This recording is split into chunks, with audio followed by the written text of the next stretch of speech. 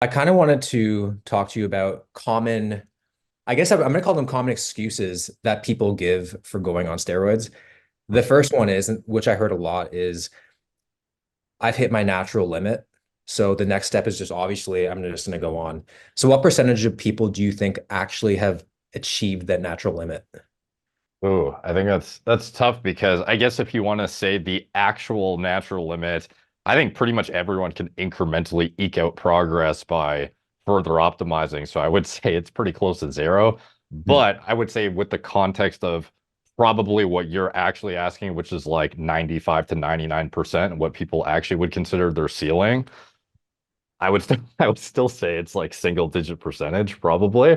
And a lot of people when they think they've reached their limit, it's often coming from a naive point of view whereby they have not actually optimized training, diet, especially sleep hygiene. Like I see a lot of people talking on the internet about training and diet, which is critical, obviously, but sleep often goes heavily neglected to a point that it leads to hypercortisolemia, low testosterone or lower testosterone, inhibited fat loss, body comp just not as good as it could be by a significant margin. So yeah, I think a lot of people are leaving a bit, a fair bit on the table before they go the enhanced route. And I'm guilty of that as well. I started earlier than I should have. I guess it's like the prime example of like impatience, I would assume. Just assuming that you've already like maxed out the Yeah. natty gains and It's tough because for some people who are competitive, if you're actually stepping on stage, you only have so many years that you can actually have high resilience to the drugs as well. So there is absolutely an aspect of when you are younger, you can tolerate drugs better than if you were, somebody deciding to gain a bunch of muscle and take a bunch of steroids at 40 something years old, probably not going to get away with it as unscathed as somebody who is 21. So yeah. there's absolutely an argument to be made that if you're going to try and compete or do something at a level that essentially requires it, the youth component is a big factor in favor potentially. But to that same token, again, there's a lot of people that are getting on it for recreational purposes or even for competitive that are often deluding themselves or otherwise trying to convince themselves why it's justified to take it when maybe they haven't, like you said, impatience is a huge factor for sure. Right. The next one I wanted to touch on was a lot of people have been going like, "Oh, I'm doing it safely." So is it actually possible to ever do steroids safely? Um, the question presumably is based on if you're going to do like a cycle or push past what you can naturally produce. Because in a medical context, there's definitely Yeah. a ROI that is probably safer than the alternative of not doing it if you're Yeah. hypogonadal, low T, or even menopausal women. Like estrogen is a steroid too. If you don't do that, you could argue you're in heightened, cognitive decline territory, heart risk, etc. But for people who are like, I'm a high functioning, healthy, otherwise like dialed, high vitality guy, is there a way to push my test levels to, 3,000 nanograms per deciliter and have it be completely risk-free? No, it's impossible, unfortunately. Otherwise, I think a lot more people would be doing it for sure. Yeah. So, at some degree, there is impossible to avoid neurotoxicity, which is not very often talked about. So, literal cognitive decline that is accelerated through androgen exposure, cardiovascular risk, the laundry list of side effects that I'm assuming you guys who are watching are all pretty familiar with. Mm. It's impossible to avoid entirely to some magnitude though, because you could have people who smoke and live to 100 plus, True. So Yeah. there is a big, unfortunately, genetic predisposition factor here, whereby if you are in a highly, if you're highly resilient as an individual, you could argue it's essentially risk-free from a drug response standpoint because maybe you blasting tons of stuff still outlives a guy who does everything perfectly naturally. That's certainly possible. It's just Mhm. unlikely that you're that guy. Yeah. So, yeah. Yeah, I also think when it comes to like doing things like quote unquote safely, people solely just talk about the dose. And Yeah. does a low dose necessarily mean it's safer, or is there still like equal risk even like with the high, like equal with higher doses. Yeah, I think this is a good tangent from the last question too, because there's absolutely a spectrum where it's like obviously once your test levels reach 1500, let's say, it's not like that equals the same damage as if you're using grams of compounds. And then also the compound selection too, massively impactful, including the ancillary drugs you use to try and control the side effects, also potentially even make it worse than if you didn't take those at all too. So it's highly contingent not only on the compounds you select relative to your goals, the duration of exposure, huge as well. It's not just about if you took them or not, because technically you could go in your bathroom right now, shoot 4 syringes full of testosterone. You're not going to die. You're probably not going to have that much bad stuff happen, actually. You'll probably be just fine. But a guy who's using 4 shots of test every day for like the rest of his life, that guy's probably going to die within the next decade. So Yeah. it's well, maybe it depends on the person again, like I said. So absolutely spectrum of risk based on the dose, duration, compound selection, and then all the indirect factors too. Like let's say you're on tren and it affects your sleep and you're literally tren sweating throughout your sleep every night. So then your sleep is inhibited dramatically, which then affects your health on the back end, which it's all multifactorial. But yeah, like there's absolutely a spectrum whereby it's not just binary, risky versus not. Yeah. Okay. Okay. So the next one I want to talk about was a lot of people also have been saying when I get older, I'm just gonna hop on TRT. It just seems like there's like this like idea that TRT is essentially like it's kind of like the natty way. It's like not, like people Mm, don't kind of associate it with anabolics. They're just like, oh yeah, I'm getting older. I'm gonna hop on TRT. Why do you yeah. think people see it that way? Um, yeah, it's tough because a lot of the literature that has come out is addressing true hypogonadism. So if somebody has, for example, primary hypogonadism is literally when your testes don't respond to the signaling hormones from your brain to the testes. So it's literally not responsive enough to make an adequate amount of testosterone to function properly. In that case, that guy needs TRT essentially because what else are you going to do? Those studies will get conflated often with those outcomes were good equals I should be on TRT to optimize as well. But then the spectrum of risk, like I said, there's a reference range on blood tests that you'll see that goes from as low as 270 upwards of like 1200, depending on the lab. Some of it is more narrow, like in Canada, we have, I don't know, it's like 300 to 900 or something absurd. And then in the US, some places will go up to 1100. It kind of depends. But at the end of the day, there's obviously a difference between 350 and 1,000 in terms of how much androgens are floating around in your blood. So to say that I'm on TRT at 1,000 versus I'm on TRT at 600, it's like you're technically on replacement based on a therapeutic reference range at both of those amounts. But how much did you actually need to replace, the R in TRT? How much did you need to replace what you naturally produced? Typically, a lot of guys that are, not doing the actual clinical guided way of doing TRT, they are kind of picking what their replacement is, which is fine. You can do whatever you want. And that's not to say that's a bad thing. Again, it's just a spectrum of risk because, was you could also argue maybe the amount you produce naturally wasn't satisfactory to begin with. Maybe you'd be better off with a higher amount. So it's all dependent on where you land and then also what you actually need to fulfill functions in the body. So you'll often see 200 milligrams a week as a standard cookie cutter dose now, but that's, I would argue, in most cases, like mini baby cycle territory, essentially, perpetually. Is the 200 And milligram? yeah, and this Yeah. is, again, some people actually need more than that to achieve therapeutic replacement or symptom relief, I should say more specifically. But that's few and far between. And just because one guy needs that, it doesn't mean you need it as well. So it's all like the dose is all individual dependent based on what you need. And like your original question was, people are thinking they need it or I should just be on it. Not always, it's not the case typically that people need that high of a dose. And oftentimes it is a little bit of a cop out for wanting to optimize to a like sports TRT level is what people often call it.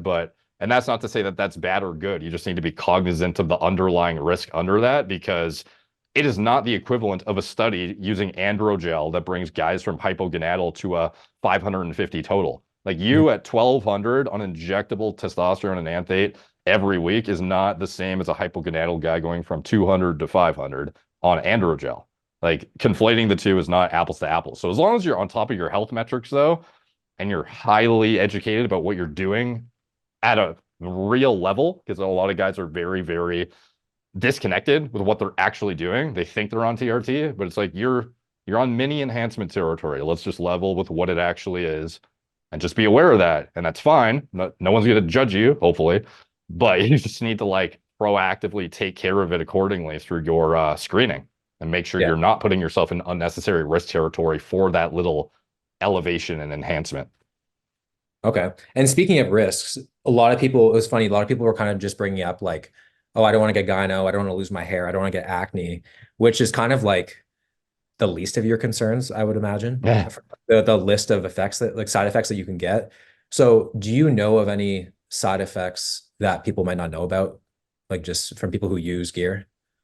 Yeah, it's tough, man, because I would say let's just keep it to men for now, because with Yeah. females, we could go down a whole nother laundry list of issues that come from that. But I think systemic inflammation, oxidative stress is something that goes overlooked.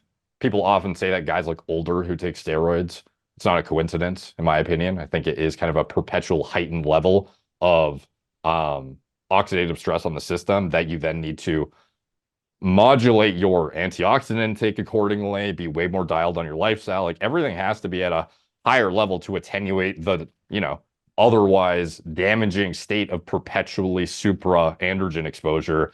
It's not something that's just risk free. I think that's something that goes overlooked often because it does put you at a higher propensity to plaque buildup in your arteries, especially, even if on paper your lipid profile looks the same as another guy who's natural, you're probably more prone as a guy who's enhanced to plaque buildup, even though you might otherwise have in your blood floating around the same lipoprotein burden on paper. Like your level of LDL-C and ApoB might be more problematic despite it looking the same as, Joe Schmo who's natty. It all Mhm. depends. I think that's something that goes overlooked. I think blood pressure is a shockingly overlooked and easy to regulate thing that often leads to premature kidney deterioration, but also changes in the heart. Almost every time you see a bodybuilder die early, it's a cardiovascular related issue, and it's often from mismanaged lipids, the systemic inflammation on top of that, and then mismanaged or unaddressed entirely blood pressure, which can lead to not just functional changes in the heart, but like the actual shape and structure of it that leads to the dysfunction is pretty common. Like you'll see in autopsy reports, bodybuilders with hearts multiple times the size they should be, significantly impeded ejection fraction. And often it is just, not even buying a cuff at home that you can just check this stuff every day if you wanted to, as easily as stepping on the scale to check your body weight. Blood pressure should be treated the same, in my opinion, especially for enhanced guys, but even naturals. The number one cause of death, cardiovascular disease, even over cancer. And this is the naturals too. I think a lot of people think that just because they're natural and they, work out and eat what they think is good, that they don't have to worry about the shit when they watch enhanced versus natty videos. Like, oh, thank God I'm natty. I don't have to worry about that. Like, no, you do. You're Okay. also at Oh, risk for this stuff. shit. Yeah. Blood pressure cuff, everyone should have at home, in my opinion. A blood pressure, say again, a blood pressure what? Blood pressure cuff, I think everyone should have at home, in my opinion. Okay. It's just like one of the easiest, lowest hanging fruit ways to avoid unnecessary cardiovascular disease progression. The lipids and the diet stuff that comes along with, cholesterol modulation, it's a bit more of nuanced territory, but when it comes to blood pressure, it's pretty binary. Like you're either in risk territory or you're not. And it's pretty easy to tell just as Yeah. simply as stepping on the scale. And it's like, oh, I'm 10 pounds higher than I want to be. Like your blood pressure should not be 130 over 90 all the time. Maybe you're Yeah. on too many stimulants all the time. Maybe you weigh too much. Maybe you're on too much gear. Get off the D-ball, bro. Who knows? Yeah. Yeah. Last question for you. It seems to be this idea that SARMs are safer than steroids. Mhm. What's your thoughts on that? Um, By the way, I don't know if you wanted to go down or how detailed you want to get, but there's some really weird side effects too that we could talk about, but it would divert into a more elaborate video, like deviation in sexual appetite, for example, on compounds like tren. There's a lot of weird side effects people don't expect that are outside of the normal cosmetic issues, as well as systemic, like organ health image Mhm. issues. There's a lot of anecdotes, and you've seen some people report them online as well. It's just fewer and far between, but significant changes in sexual, even like uh orientation. Like it's wild to see some of the stuff. Like the trend stories in Wow. particular. Yeah, people will be develop homosexual like tendencies.